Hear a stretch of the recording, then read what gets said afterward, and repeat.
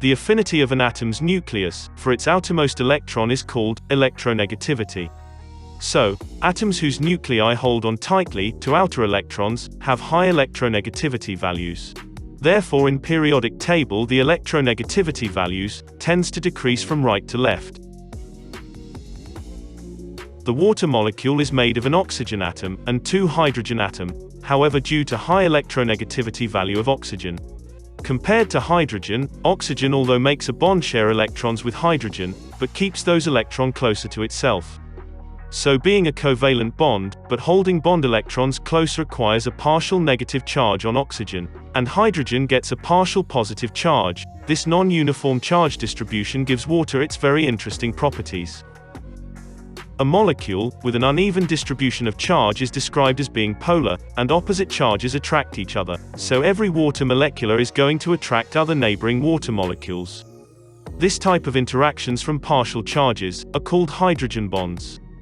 Hydrogen bonds in water at room temperature makes and breaks link among neighboring molecules. That's why water remains liquid at room temperature, and if all the bonds are broken at the same time, then too much heat, energy, will be required, as such when turning water into steam. Hydrogen bond donors and acceptors in water. Among the 6 electrons in the outer orbitals of oxygen atom, 2 are involved in covalent bonds with hydrogen atoms. The other 4 electrons exist in non-bonded pairs, which are excellent hydrogen bond acceptors. So, the 2 non-bonded electron pairs on oxygen act as hydrogen bond acceptors, and the 2 hydroxyl bonds act as hydrogen bond donors. Thus, each water molecule is both a hydrogen bond donor and a hydrogen bond acceptor, forming 4 hydrogen bonds simultaneously. When water freezes to ice, it creates a rigid tetrahedral molecular lattice ice crystal, thus making solid water less dense than liquid water, for which reason ice floats on water. As you know, that many macromolecules are made up of strong covalent bonds between the atoms, yet covalent bonding alone cannot give the elegant architecture structure of living cells. Instead, non-covalent interactions stabilize these different parts of macromolecule, resulting in perfect shape of macromolecules adjusted in the cell. For example, the double helix of DNA linear sequence strands is maintained by covalent bonds, but the highly specific 3-dimensional structure is stabilized by non-covalent interactions between different parts of the molecule. Similarly, the protein fold is stabilized by numerous non-covalent interactions. Non-covalent bonds have weaker bonding energies, but this weakness among molecules is essential, for it allows them to be continually broken and reformed in the dynamic molecular interplay that is life. Molecules that do dissolve in water are hydrophilic, or water-loving. Water is an excellent solvent for ionic compounds. Substances like sodium chloride, which exist in the solid state as very stable lattices of ions, dissolve readily in water. The interactions of the negative ends of the water dipoles with cations, and the positive ends of water dipoles with anions, in aqueous solution cause the ions to become hydrated, getting surrounded by shells of oriented water molecules called hydration shells or solvation spheres. By contrast, many organic compounds, such as sugar, dissolve in water because the partial charges of their own hydrogen bonds can mingle directly with the hydrogen bonds of water. There is no need to ionize. Water, sometimes referred to as the universal solvent, because of the large variety of ionic and polar substances it can dissolve. The capacity of a solvent to reduce the electrostatic attraction between charges is indicated by its dielectric constant, and water has a very large dielectric constant. Molecules that do not dissolve in water are hydrophobic, meaning water-fearing. When nonpolar molecules enter an aqueous environment, the water molecules organize into a cage-like structure that drives the hydrophobic region in on itself. This process is called the hydrophobic effect. Their association into droplets, or into a separate layer, thus result from the solvent properties of water, not from the relatively weak attraction between the associating nonpolar molecules.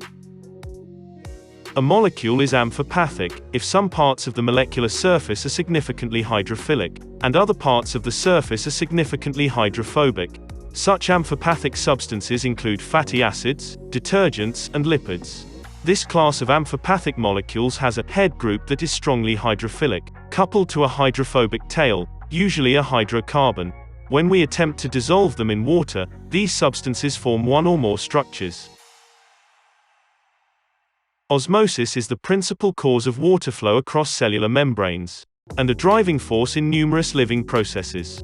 Osmosis is the spontaneous passage of solvent molecules through a semi-permeable membrane that separates a solution of lower solute concentration from a solution of higher solute concentration. Pores in the membrane are wide enough to allow solvent molecules to pass through in both directions, but too narrow for the larger solute molecules or ions to pass. Diffusion is the movement of a substance from an area of high concentration to an area of low concentration. Water ionizes, it breaks into a positively charged hydrogen ion, called a proton, and a negatively charged hydroxide ion.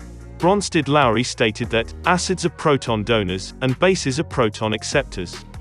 A strong acid dissociates almost completely into a proton, and a weak conjugate base. For example, the hydrogen ion concentration in HCl solution is almost exactly equal to the molar concentration of HCl added.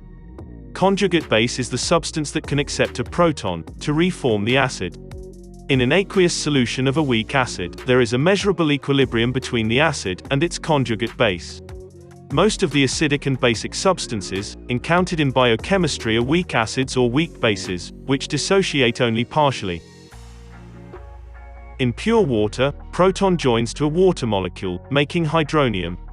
In pure water, the concentration of hydronium and hydroxide ions is neutral, meaning both are equal, each being 1 × 10⁻⁻⁷ molar. From this pure water ion system, the basis for the pH system, to measure the acidity of a solution, was defined.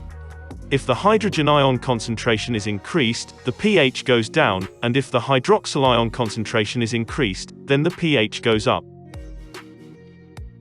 Buffering, or resistance to change in pH, is enormously important in living organisms, which have to maintain the pH of cells and extracellular fluids within very narrow ranges. The most common buffers consist of mixtures of weak acids and their conjugate bases.